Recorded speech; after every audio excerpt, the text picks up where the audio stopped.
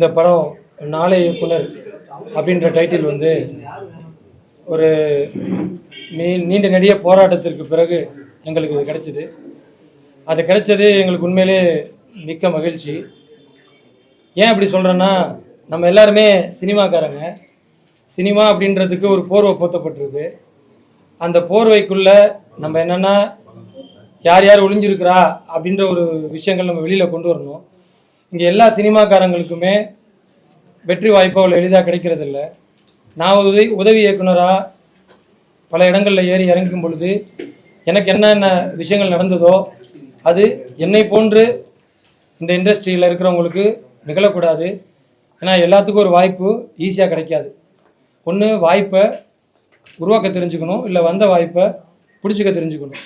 இதில் எது பண்ணாலுமே நம்ம வெற்றியை நோக்கி போகன்றது தான் என்னுடைய கோட்பாடு. அதன் அடிப்படையில் இயக்குனரை நான் முதல்ல சந்தித்த பொழுது அந்த லைன் வந்து ஒரு சின்ன லைனாக ஆரம்பித்தோம். அது ஒரு டிஸ்கஷன் ஆகி ஏன் நம்ம ஒரு சினிமாக்காரோடைய வாழ்க்கையை அந்தந்த சினிமா கதாபாத்திரங்கள் நடிக்கக்கூடாதுன்னு முடிவு பண்ணி அதன் பிறகு அந்த ஸ்கிரிப்டை அவர் உருவாக்குனார். இவரோட சேர்ந்து எங்களுடைய கோ டைரக்டரு, அசிஸ்டன்ட் டைரக்டரு எல்லாருமே, பாபு, பாஸ்கர், நிறையா பேர் எல்லாரும் உட்காந்து ஒன்றா பேசி இந்த ஸ்கிரிப்டை உருவாக்கியிருக்கோம். இது இறைவனர்களால் ஒரு ஒரு பயிர் விதையிட்டோன்னா அது எப்போ அறுவடைக்கு வருமோ அதுபோல் இது கரெக்டான நேரத்தில் எங்களுக்கு டைட்டிலும் சரி, அமைந்த ஸ்நேகன் சாராக இருக்கட்டும், இமான் நாச்சியாக இருக்கட்டும், கூல்சரி சாராக இருக்கட்டும், இன்னும் நிறைய பிரபலங்கள் இதில் வரப்போகிறாங்க. பின்னாடி ஒவ்வொருத்தராக பிஆர்ஓ சார் குமரேசன் மூலயமா நாங்கள் அறிவிக்க இருக்கிறோம். தொடர்ந்து உங்களுடைய ஆதரவை கொடுங்க. தொடர்ந்து இந்த படத்தை சினிமாக்காரனாக இருந்து வளர்த்து விடுங்க. நன்றி. நாளை இயக்குனர் பட பூஜைக்கு வந்த உங்களுக்கு முறை இந்த டீம் சார்பாக நன்றி சொல்கிறேன். அதே நேரத்தில் இந்த டீமில் நானும் இருக்கேங்கிறது எனக்கு ரொம்ப பெருமையாக இருக்குது. காரணம் என்னென்னு கேட்டிங்கன்னா, நிறைய பெரிய படங்கள் பண்ணலாம், நிறைய பெரிய பெரிய நடிகர்கள் கூட சேர்ந்து நம்ம வேலை பார்க்கலாம். ஆனால் இந்த சினிமாவுக்காக வேண்டி தன்னுடைய வாழ்க்கையை பாதி அர்ப்பணிச்சுட்டு எங்கேயுமே அதுக்கான இலக்கு கிடைக்கலையேன்னு சொல்லி திரும்பி போன ஒரு சில பேரில் திரும்பி மறுபடியும் அந்த இடத்துல வந்து நான் இயக்குனராக தான் ஜெயிக்க முடியல, ஆனால் என்னால் வந்து ஒரு இயக்குனரை உருவாக்க முடியும்னு சொல்லிட்டு மறுபடியும் இந்த படத்துக்கு தயாரிப்பாளராக வந்த யோகராஜ் செபஸ்டின் அவர்களுக்கு தான் நாங்கள் நன்றி சொல்ல வேண்டியிருக்கிறத. நான் இவர் உதவி இயக்குனராக இந்த மண்ணில் மிகப்பெரிய போராட்டத்தை சந்திச்சுட்டு இன்றைக்கி அங்கேருந்து அந்த இடத்துலேருந்து வேறொரு இடத்துல போய் இன்றைக்கி மிகச்சிறந்த ஒரு தொழிலதிபராக கல்வியாளராக இருக்கார். அவருடைய அந்த இயக்கத்தை இன்றைக்கி இயக்குனர் சித்திக் மூலியமாக அதை வந்து நிலைநாட்டுவதற்கு வந்திருக்காரு. எனவே இயக்குனருக்கும் என்னுடைய வாழ்த்துக்கள்.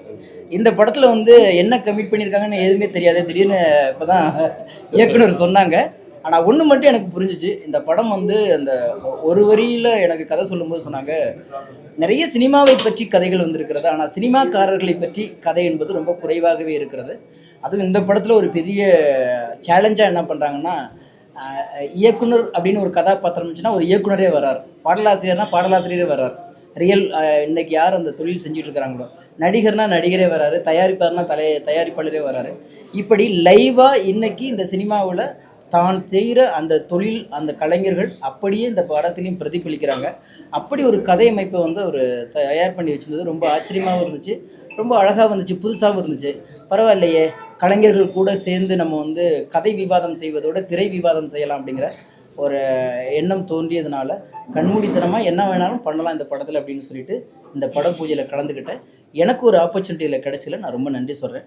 நிச்சயமாக நல்ல படமாக இருக்குங்கிற நம்பிக்கை எனக்கு இருக்குது. இந்த படத்தினுடைய பூஜையில் கலந்துக்கிட்டதில் உங்களை போல் எனக்கும் ரொம்ப மகிழ்ச்சி. சித்திக் சார் வந்து சொன்ன மாதிரி கால் பண்ணி பேசினார். சினிமாவை பற்றிய ஒரு படம், அதில் வந்து ஒரு முக்கியமான ஒரு கதாபாத்திரம், ஒரு நகைச்சுவை கதாபாத்திரம், அது அண்ணாச்சி தான் நீங்கள் பண்ணி தரணும் அப்படின்னு சொல்லி கேட்டாங்க.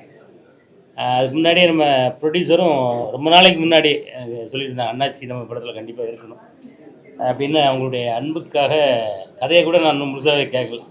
ஒரு சினிமா கதை அப்படின்னு மட்டும் ஒரு லைன் எனக்கு தெரியும். மற்றபடி முழு கதைகள் எனக்கு, நானும் உங்களை போல் அதை தெரிஞ்சுக்கிட்டு நடிக்கிறதுக்கு ரொம்ப ஆர்வமாக இருக்கேன். கடின உழைப்பாளி சித்திக் சாரும் சரி, நம்ம ப்ரொடியூசரும் சரி, கடினமான உழைப்பாளிகளே. நான் அவங்களோட கொஞ்ச நாள் அப்படியே ட்ராவல் பண்ணும்போது தான் அதை நான் முழுமையாக தெரிஞ்சுக்கிட்டேன். அதில் நம்முடைய ஸ்நேகன் சார் இருக்காங்க, நம்ம தம்பி கூல் சுரேஷ் இருக்கார், மாஸ்டர் தீனானா இருக்கார், இன்னும் நிறைய தொழில்நுட்ப கலைஞர்கள் நிறைய பேர் இணைந்து அவருடைய உழைப்பில் உருவாகிற இந்த நாளைய இயக்குனர் கண்டிப்பாக ஒரு மிகப்பெரிய ஒரு வெற்றி படமாக அமையும் அப்படின்றதுல எந்த சந்தேகமும் இல்லை. அதை நீங்கள் தான் வெற்றி படமாக மாற்றி தரணும். அது இந்த நேரத்தில் உங்கள்கிட்ட ஒரு அன்பான வேண்டுகோளாக வச்சு இந்த படத்திற்கு மீண்டும் என்னுடைய வாழ்த்துக்களை தெரிவித்து விடுகிறேன். நன்றி. இந்த பூஜைக்கு நீங்கள் எல்லாம் வந்தது எனக்கு ரொம்ப சந்தோஷம், ரொம்ப மகிழ்ச்சி. ஸ்நேகன் அண்ணா, கூல் சுரேஷ் அண்ணா, குமார் அண்ணாச்சி, என்னோட படத்தோட தயாரிப்பாளர் திரு யோகராஜ் சார் அவர். இந்த படம் இன்னைக்கு ஆரம்பிச்சிருக்கிறது ரொம்ப சந்தோஷம். அது எனக்கு எல்லாம் இவங்கெல்லாம் கூட நிற்கிறது எனக்கு ஒரு மிகப்பெரிய பலமாக தெரியுது. ஒருத்தருக்கு ஒரு விஷயங்கள் பண்ணி வச்சுருக்கேன். அது ப்ரொடியூசரோட அனுமதியோட தான் அடுத்த ப்ரெஸ் மீட்டில் நான் கண்டிப்பாக உங்களுக்கு சொல்லுவேன். இது என்னோட முதல் படம். உங்களோட சப்போர்ட்லாம் எனக்கு தேவை. இந்த படத்தோட ஃபைட் மாஸ்டர் மிரட்டல் செல்வா ஷூட்டில் இருக்காரு. கேமராமேன் பாஸ்கி அவரும் ஷூட்டில் இருக்காரு. மேக்ஸிமம் 2-3 நாளில் வந்துடுவாங்க. அடுத்து உங்களுக்கு ஃபர்தராக அவங்க சொல்கிறேன். இந்த படத்தில் சேலம் மாறாறு பிரியாணி ஓனர் தமிழ் செல்வன் சார் இதில் ஒரு கேரக்டர் பண்ணுறாரு. அவர் இப்போ ஆண்டவே இப்போ ஃபோன் பண்ணார். சார் ஒரு 20 மினிட்ஸ் சார் நான் வந்துடுறேன் அப்படின்னாரு. சார் கண்டிப்பாக வாங்க அப்படின்னு சொல்லியிருக்கேன். படத்தோட லிரிக்ஸ் ரைட்டர் அண்ட் ஆக்டர் இதில் அண்ணன் இல்லைண்ணே, அண்ணன் எனக்கு முதல் படத்தினால அண்ணன்கிட்ட நான் சொன்னது, அண்ணன் எனக்கு இந்த படத்தில் சாங் ஃபுல்லாக நீங்கள் தான் எழுதுறீங்க. ரெண்டாவது இந்த படத்தில் ஒரு கேரக்டருக்கு நீங்கள் நடிகரும் நான் சொல்லியிருக்கேன். அண்ணன் நடிக்கிறத பற்றி சிரிச்சாரு. ஆனால் எனக்கு பண்ணி கொடுப்பாருன்னு நம்பிக்கை இருக்குது. அடுத்து நம்ம கூல் சுரேஷ் அண்ணன், உங்களுக்கு சொல்லவே வேணாம், அண்ணனை பற்றி தெரியும். அண்ணனுக்கு இது ஒரு கேரக்டர் ஒன்று இருக்குது. நான் முதல்ல ஃபோனில் எக்ஸ்பிளைன் பண்ணேன். ஆனால் நீங்கள் சும்மா ஒரு லைன் கேளுங்கண்ணே, நான் சொல்கிறாமா கேளுங்கண்ணா அப்படின்னா சரி ஓகே சொல்லுங்கள், நல்லா இருக்குப்பா, கலக்கிடுவோம்பா, பண்ணிவிடுவோம்பான்னாரு. அதனால் அண்ணன் சந்தோஷம். இமான் அண்ணாச்சி ஃபோன் பண்ணிட்டு அண்ணாச்சி வீட்டில் இருக்கீங்களா, எங்கே இருக்கீங்கன்னு கேட்டேன். சார் வீட்டில் தான் இருக்கேன். அண்ணாச்சி வீட்டிலே இருக்கேன் அண்ணாச்சி வந்துடுன்னு சொல்லிட்டு அண்ணாச்சி வீட்டுக்கு போயிட்டு ஒரு 1/2 மணி நேரம் அவரோட போர்ஷன் மட்டும் எக்ஸ்பிளைன் பண்ணேன். ஃபுல்லாக கேட்டார். எப்போ என்ன பிளான் பண்ணியிருக்கீங்கன்னு கேட்டிருக்காரு. ஓகே நல்லா இருக்கு அப்படின்னு சொல்லி அண்ணாச்சி இந்த படத்தில் பண்ணுறாரு. அண்ணாச்சிக்கு நன்றி. என்னோட அண்ணன் ஸ்நேகன் சாருக்கும் நன்றி. ஏன்னா முதல் பட இயக்குனருக்கு நீங்கள்லாம் இப்படி சப்போர்ட்டாக இருக்குன்றது அடுத்து வர எல்லா ஒரு உதவி இயக்குனராக இருக்கட்டும், அடுத்து சினிமாவில் ஜெயிக்கணும்னு நினச்சி டைரக்டராக வர்றவங்களா இருக்கட்டும், அவங்களுக்குலாம் இது ஒரு மிகப்பெரிய ஒரு சக்ஸஸ்ஃபுல்லாக அமையும். எல்லாருக்கும் நன்றி. நாளைய இயக்குனர் அந்த படத்தோட பூஜை இன்று ஆஃபீஸ் பூஜை. அதுக்கு எல்லாம் பெரியவங்கெல்லாம் வந்திருக்காங்க. நம்ம இமான் அண்ணாச்சி வந்திருக்காங்க, ஸ்நேகன் சார் வந்திருக்காங்க, டான்ஸ் மாஸ்டர் தீனா அவர்கள் வந்திருக்காங்க, அப்புறம் தயாரிப்பாளர் யோகராஜ் சார். அவங்க இந்த படத்துக்கு எங்களுக்கு கிடைச்சது பெரிய யோகம். அவருக்கு என் மனமார்ந்த நன்றி. படத்தின் இயக்குனர் சித்திக் அவருக்கும் என் மனமார்ந்த வாழ்த்துக்கள். நாளைய இயக்குனர் அப்படின்னாலே அதுக்கு ஒரு ராசி உண்டு. டிவியில் ஒரு ஷோ ஒன்று வந்திருக்கோம், பார்த்துருப்பீங்க, நாளைய இயக்குனர் ஷோ. அந்த ஷோலேருந்து வந்தவங்க தான் நம்ம கார்த்திக் சுப்ராஜ் சார். இன்னைக்கு சூப்பர் ஸ்டாரை வச்சு படம் பண்ணவர். அப்புறம் கங்குவா பண்ணுறாருங்க, அந்த டேட்டு பேர் என்ன? இல்லை இன்னொரு படம் இல்லைப்பா, சூர்யா சாரை வச்சு இன்னொன்று பண்ணுறாரு. இல்லை இன்னொன்னுப்பா இல்லைப்பா, இன்னொரு படம். சரி, அப்புறம் அந்த நடுவில் பக்கத்துக்கான டைரக்டரு. ஸோ இவங்க எல்லாமே இந்த நாளைய இயக்குனர் அந்த டிவி போட்டிக்குள்ளேருந்து வந்தவங்க தான். ஸோ அப்படி அந்த பொட்டிக்குள்ளேருந்து வரப்போறவங்க தான் நாங்கெல்லாம். அதனால வெந்து தணிந்தது காடு.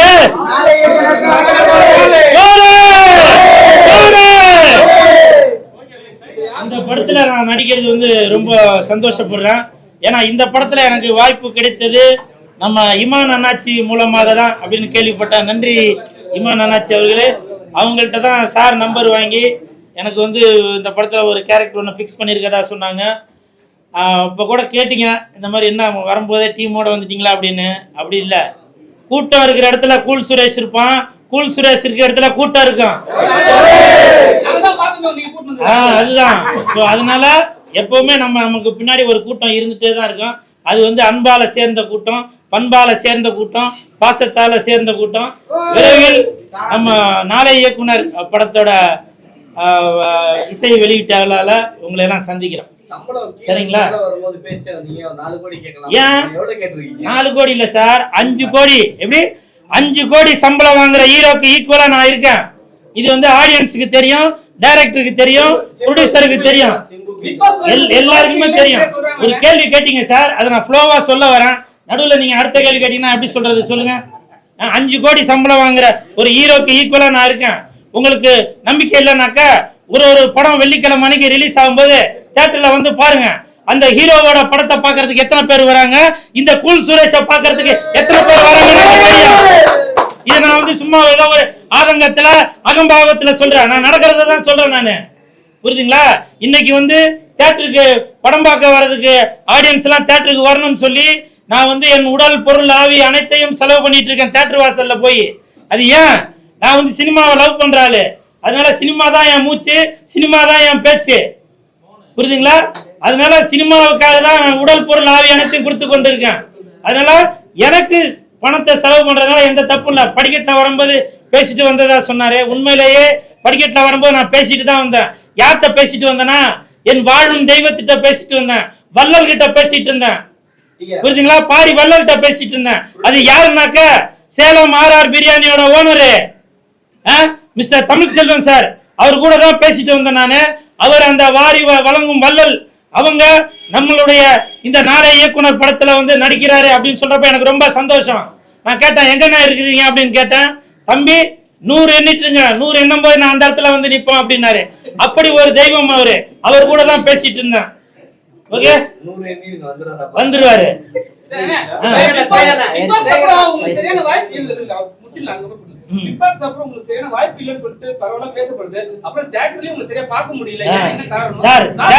சார் தியேட்டர்ல பார்க்காததுக்கு காரணம் சில பேரு நான் வளரக்கூடாதுன்னு நினைப்பாங்க. அதுக்காக அவங்களால முடிஞ்ச அளவுக்கு என்ன வந்து பின்னுக்கு தள்ளன்னு பார்ப்பாங்க. ஆண்டவன் கொடுக்கறத யாராலையும் தடுக்க முடியாது, ஆண்டவன் தடுக்கிறத யாராலையும் கொடுக்கவும் முடியாது. அப்புறம் அடுத்த கேள்வி கேட்டுங்க. பிக் பாஸ் போயிட்டு வந்து 3 படம் ஹீரோவா நடிக்கிறாங்க. தட்டு 3 படம் ஹீரோவா நடிக்கிறேன். இப்ப கூட வாயில வருது அந்த படத்தோட பேர் சொல்லான்னு. இருந்தாலும் இயக்குனரோட அனுமதி இல்லாம சொல்லக்கூடாது. வருகின்ற ஒரு வாரத்துல அந்த ஃபர்ஸ்ட் படத்தோட பேர் வெளியில வரும். பாருங்க. ஏன்னா இப்பவும் சொல்றேன், அந்த இயக்குனர் பார்த்துட்டு தான் இருப்பாரு. இயக்குனர் பேர் கூட நான் சொல்லுவேன், உதயா. உதயா நீங்க பார்த்துட்டு தான் இருப்பீங்க. இருந்தாலும் உங்களுடைய அனுமதி இல்லாமல், தயாரிப்பாளரோட அனுமதி இல்லாமல் நான் படத்தோட பேர் சொல்லக்கூடாது. இதே பிரஸ் மீட் முன்னாடி கண்டிப்பாக அந்த படத்தோட பேரு வெளியிடப்படும். அன்னைக்கு கைத்தட்டலும் விசில் சத்தமும் விண்ண கிழக்கும். நீங்க வெயிட் பண்ணி பாருங்க.